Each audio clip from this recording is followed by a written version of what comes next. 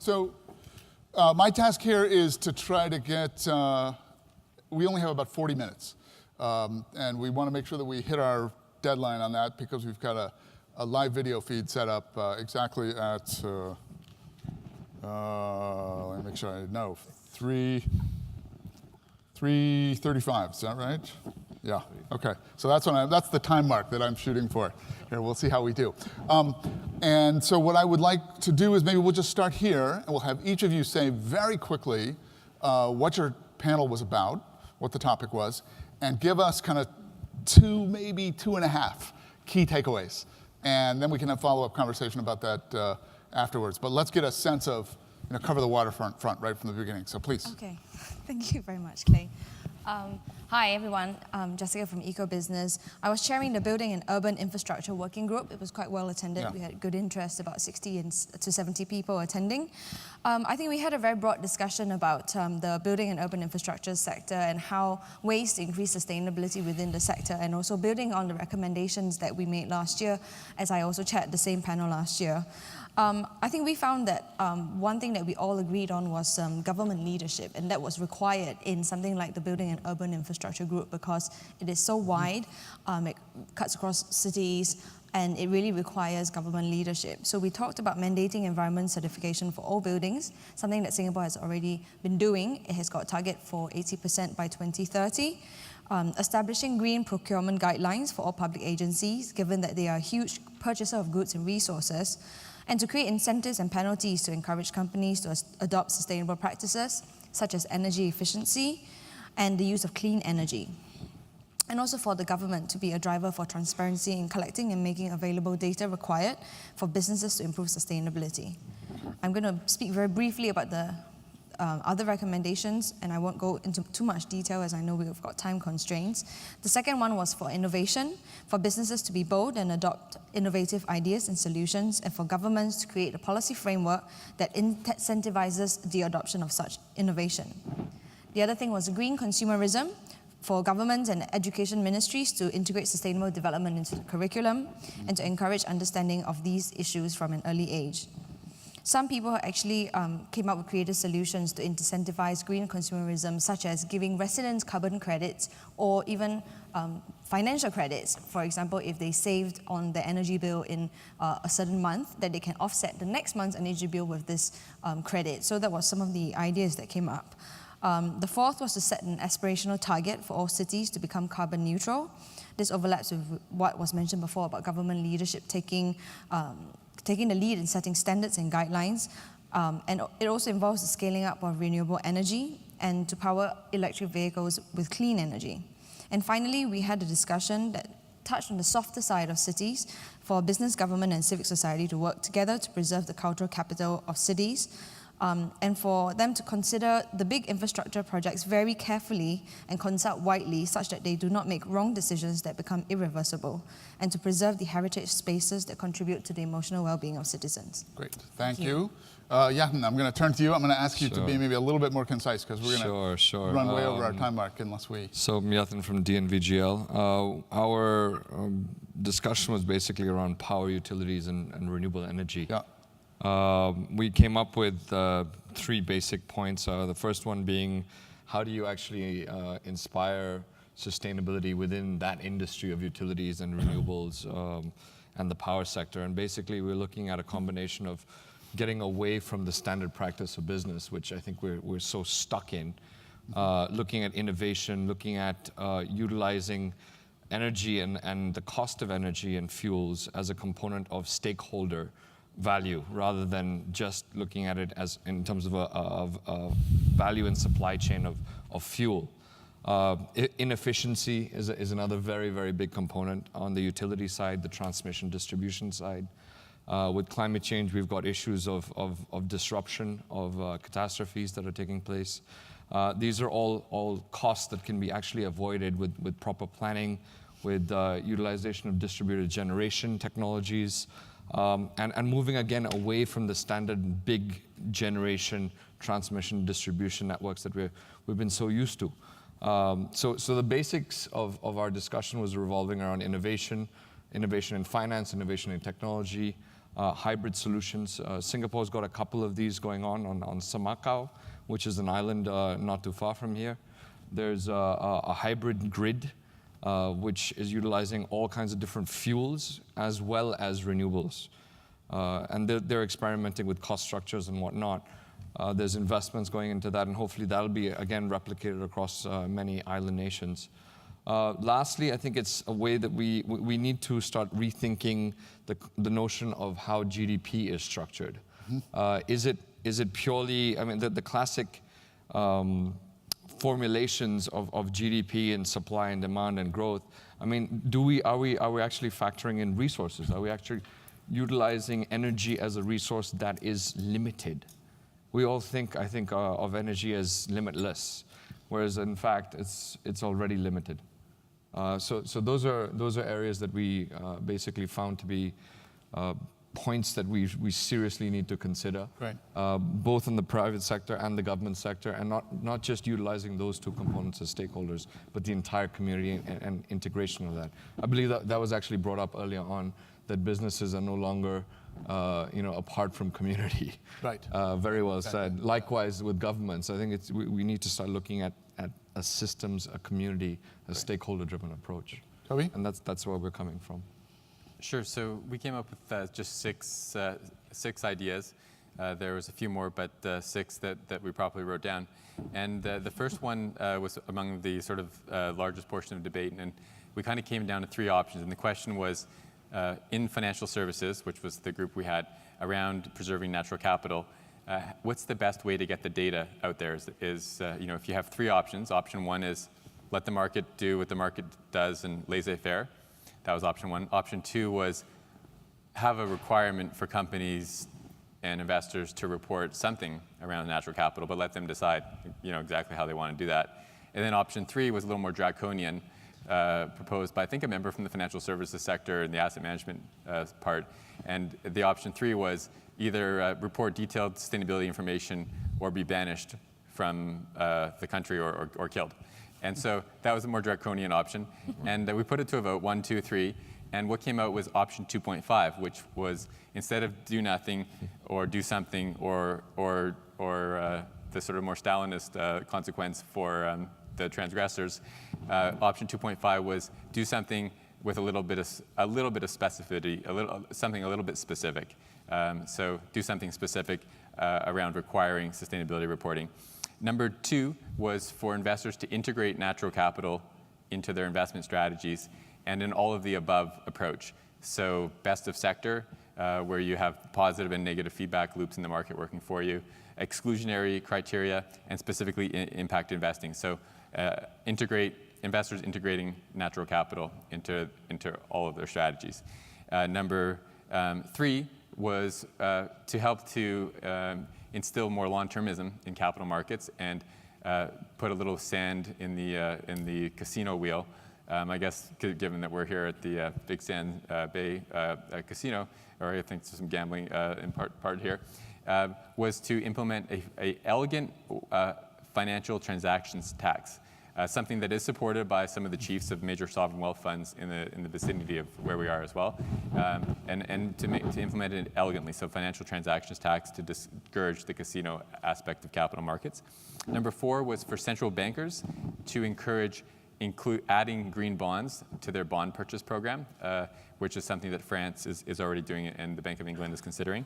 And number five was to increase the capacity of civil society to engage with capital market actors so that we can bring about some of the innovations required. And number six, which actually makes most of the first five moot, was to get the prices right and let the market take care of this the way the market knows how to, through the price system. So interesting. Yeah, some of those look a little bit almost in conflict a bit. Okay, yeah. So I'm Todd Gimbel from Landmark Asia. I chaired the Food, Beverage, and Agriculture group. We had a really good group with people representing all aspects of the food chain from farm to fork and in between. And we had a lively debate and workshop. And basically where we discussed that there's really no 360-degree holistic sustainability program in the food, beverage, and ag sector. There's so many different streams by issue, by industry, by segments of the supply chain, and trying to bring that all together and make something holistic is very, very difficult. So we kind of bucketed things into a couple buckets that may help to move the dial on bringing this group together more holistically. First is top down. There are so many standards out there that exist that people who want to be green, who want to look for sustainable products, don't really know how to find them because there really is no standard. So perhaps there can be some work done on developing standards for different commodities and for different issues that are uniform across the food chain. And then that perhaps governments could procure sustainable products, and that might drive down into the rest of the chain a use of sustainable products. The next is bottom up. There are very many great innovations going on at the farm level, at the seed level, at the manufacturer level, and then on various commodities. And from that bottom up, we really need to get those groups to start sharing and understanding some best practices and making them move across the whole chain of the industry. And then the third is inside out. There are some really excellent companies out there and groups that have sustainability in their DNA. And we think that every manufacturer, every farmer, everyone in the chain should start to put sustainability into their DNA from the inside out, from the CEOs on down, and that will help to start to move from the inside out. And where the big companies and the big producers can really add value is to help the SMEs and the family-owned companies that really don't have the time or effort or resources to dig into sustainability. And the big guys should be helping out the small guys here along the chain. Fourth is to expand the universe. Interesting to hear all these other groups here, and we're all in these segments, whether it be food, whether it be finance, but there is an interplay between food and finance and shipping and all the other groups that are represented here, and that interplay can be used to leverage even bigger holistic solutions to the sustainability issue. And then finally is the educate and inform bucket.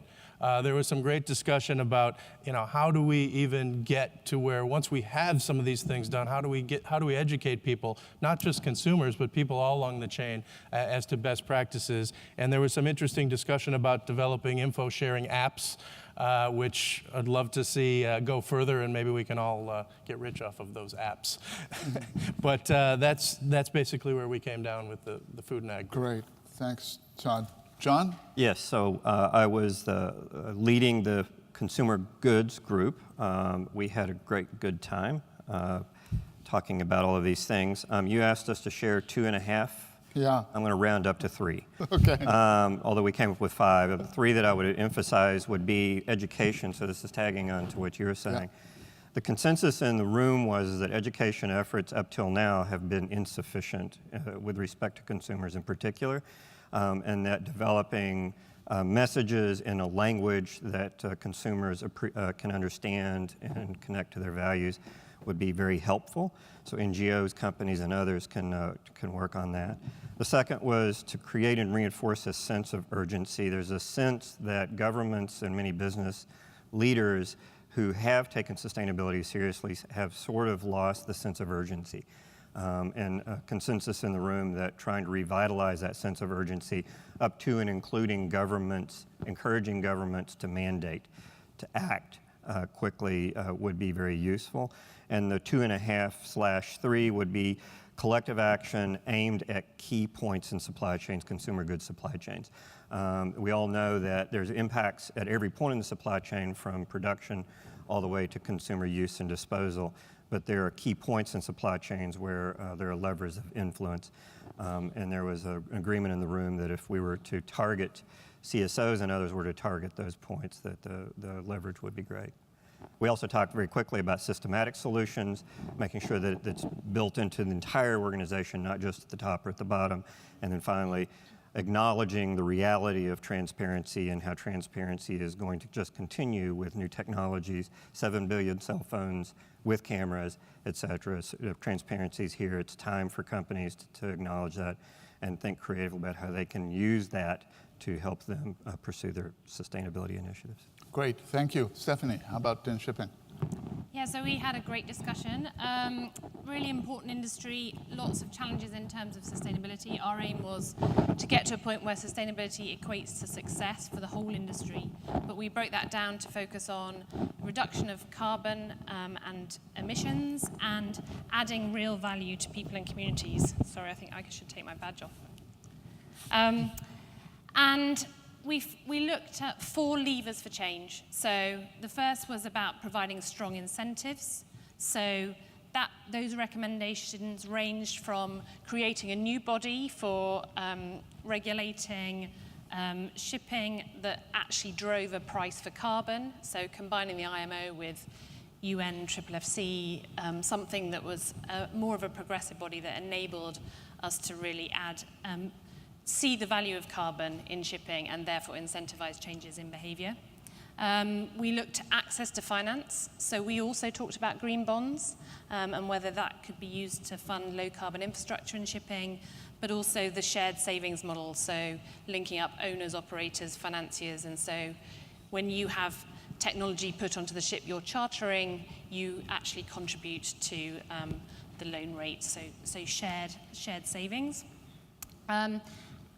In terms of better data, we focused quite a lot on transparency and trust in metrics. There's a lot of information on performance in shipping. A lot of it isn't trusted. It isn't necessarily harmonized. It's too complicated for the customer to really incentivize. So actually making moves in that direction, using big data, integrating into invoicing processes. And then finally, partnerships. So that really came into play around adding value to people and communities. We had a recommendation around progressive partnerships to design amazing careers for seafarers with universities and educators, and also combining information and partnerships to look at better understanding of the impact on shipping on specific communities like ship recycling, ship breakers, looking at some form of capitals assessment, natural capital, social capital, and actually understanding that impact and using that as a driver for change. So, great. So listening to all of these different ideas and suggestions, which are all really a lot of good material for thought here. One thing I tried to weigh as I listened to these responses is which of the various categories these solutions fall into, whether they are private sector categories, whether they're government sector categories, things that NGOs can do, whether they're things that have to be mandated, the question that Toby and his group was wrestling with, or whether they're things that can be done voluntarily. And in many ways, it seems to me that is almost kind of the quintessential challenge. And we heard from Ivo de Boer earlier this morning how difficult it is to get even individual governments to embrace, move forward, do something that really has a big impact, let alone trying to get multiple governments to come together and find a consensus. So the likelihood of getting action is quicker if you get the private sector involved, or you get even civil society and the voluntary sector involved. You don't have to club people, and you don't have to deal with politics. But I guess what I wonder, and I would, anybody who wanted to respond to this, I'd be happy to hear their thoughts. Do you, in the end, though, get much bigger leverage and impact from stuff that's mandated, from the stuff that's, where the government gets involved and says, do it or else? Toby, you wrestle with this all the time, I'm sure, but what do you think? I think there's a time and there's a curve. And I think if you look at regulation in a sort of like a mandatory perspective, if you have nothing, you have a Wild West. Yeah. And then you get a little bit more, sort of like having a referee at the soccer game, the football game, things get a little more orderly. You have 2 referees, okay, maybe it's even a little bit better. And then all of a sudden, if you have 5 or 6 or 7 or 8 referees, then you start going down on the utility curve. So I think there's an optimal level. And in order to, once people have a fluency in something, then you can establish a floor. So establishing a floor when nobody speaks the language is too early. Once there's a fluency, you can establish a floor with regulation. And that's effective to bring the 2/3 of the market who always wait for that signal. And the rest, the third that are leaders, once that floor is there, they're no longer getting hurt by the free rider problem. So you've helped the early leaders by raising the floor. And then they can then stretch for the stars. And then you have an evolutionary process go. So I think it's absolutely required, but it's about when and how in order to get the best bang for the buck. Yeah. Todd? I would just add to that it's a double-edged sword. The civil society and private sector have to participate in giving the expertise to the government and to the regulators for them to make the regulations. Because if they do it in a vacuum, you're going to get bad regulations that nobody's going to be able to follow. They probably will defeat the purpose of what they're trying to do. So it goes to really trying to do public-private partnerships, maybe starting them out with private and civil and working your way to get government at the table. And I think that way you can get better regulations as opposed to just Band-Aids that some government might do in a vacuum without input. It's fascinating. You know, one of the things that struck me about your comments, Toby, and that is so interesting about the approach that you're taking is that it's one of these things where you're sort of pushing at the margins to get, I mean, your analogy about to casinos is actually a sort of profound one, I think, because what you're doing is you're trying to change the rules of the game, right?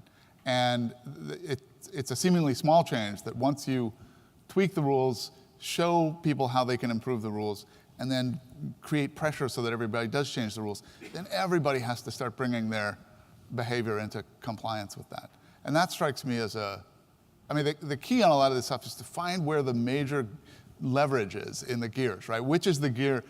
This is the great frustration that I always have in talking about environmental issues, is that we can sit in groups like this and we can generate these long, long lists of all these things that are good and worthy to do, but there's not time to do all of them all at once. And so you have to sort of figure out, as one of our speakers said earlier today, where do you start? Where's the 2 or 3 big gears that you can really pull that will actually move and where you'll get the biggest bang for your buck? And identifying that is such a, I don't know, I think it's such a challenge. John, I know you talked about this sort of thing a little bit earlier in your panel, in an odd way, the problem of trying to come up with a governance system that addresses all of the different nationalities is very problematic, and that can actually be solved at a certain level, by companies and supply chains, because supply chains transcend national boundaries. Right. If you look in supply chains in the consumer goods world, as an example of where you see the points of convergence are at retailers. So the largest retailers oftentimes are viewed by activist groups as the key lever points. If you can get a retailer, like Tesco as an example, or Walmart or whoever, to change their procurement policies, require certain actions of the producers upstream, you can actually affect multiple nationalities. Now that comes with its own difficulties, right? But if done well, there's some real opportunity to make major change in a hurry. Yeah, go ahead. Just adding to something I think that everybody said data. Yeah. Access to data, whether that's the private sector, whether that's the utility side, whether that's the consumers. I mean, that's a very big issue, because the clarity that comes from good data, for example, from the different sources and the different stakeholders, I think that there's a gap there as well, because people don't want to share, or companies don't want to share.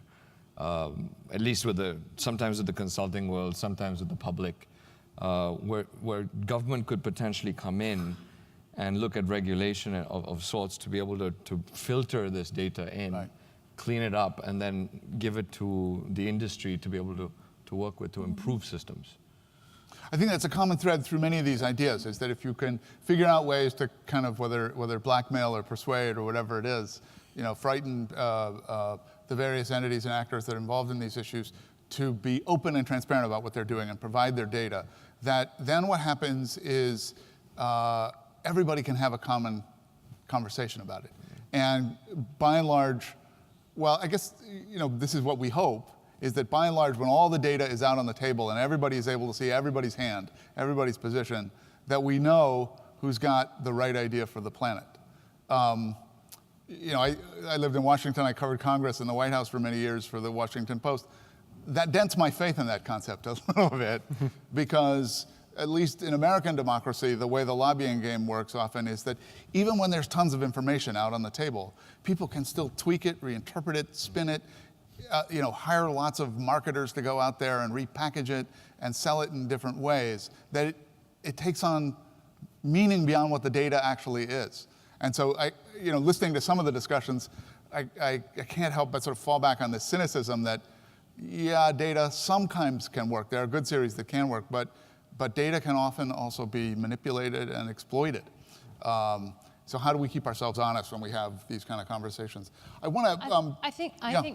that's why, in a sense, the one big lever approach doesn't work in terms Yeah. of creating change. So, in the Sustainable Shipping Initiative, we've tried to do a real proper systems analysis, which means that yes, data is one lever, but you need to combine it with customers providing the right incentives, the access to finance, the regulatory levers. So those multiple levers actually reduce the risk of being reliant on one particular element.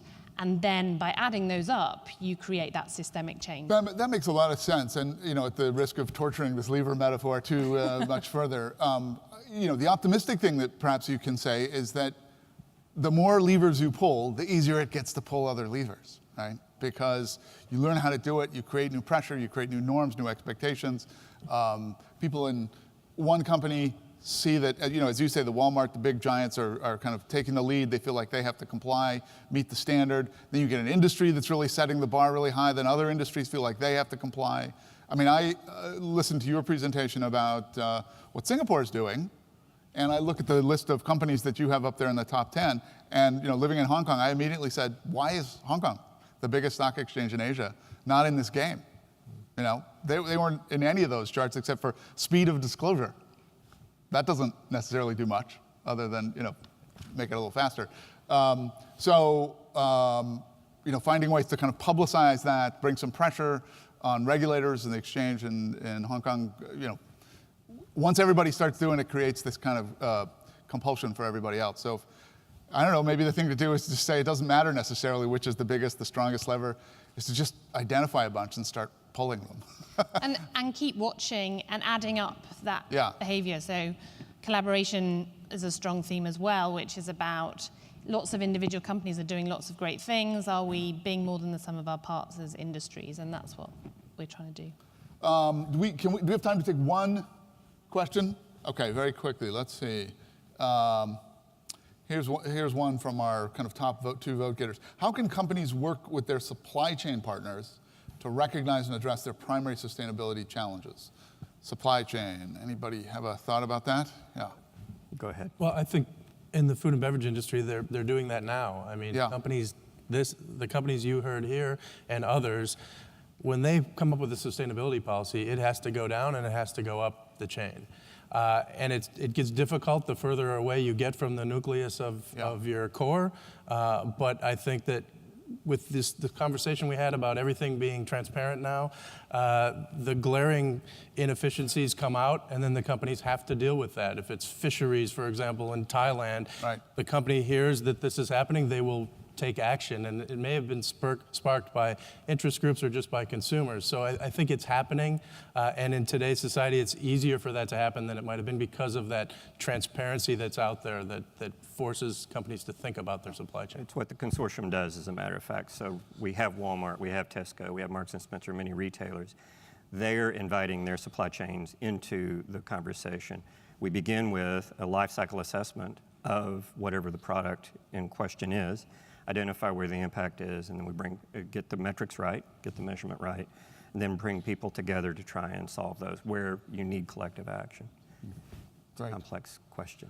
I think that's going to have to be the final word, but this has been a wonderful panel, and thank you for so deftly summarizing what I know were very long and complicated conversations and sharing them with the broader group. Please join me in thanking our panel.